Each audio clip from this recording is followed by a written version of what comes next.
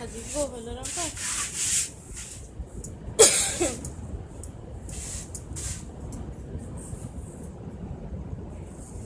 ମା ଚାଉଳ ପକେଇଲେ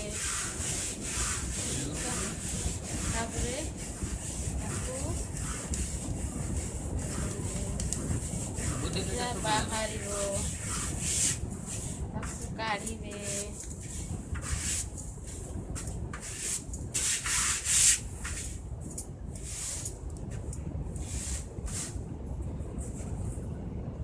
ଆରମ୍ଭ କିଛି ହେଇନାହିଁ, ଆହୁରି ଅଧଘଣ୍ଟେ ଲାଗିବ।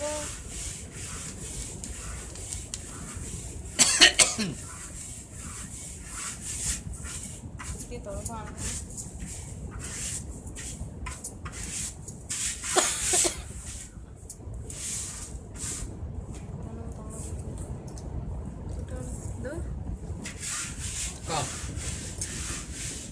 ମୋ ଶାଶୁ ମା ଭାଜୁଛନ୍ତି ଭୁଜା, ଦେଖିବ ଆସ ଦେଖନ୍ତୁ।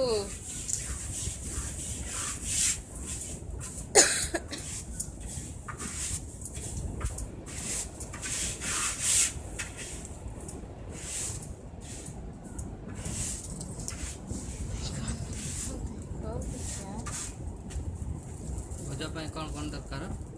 ଚାଉଳ, ଲୁଣ, ସୋଡ଼ା, ପାଣି।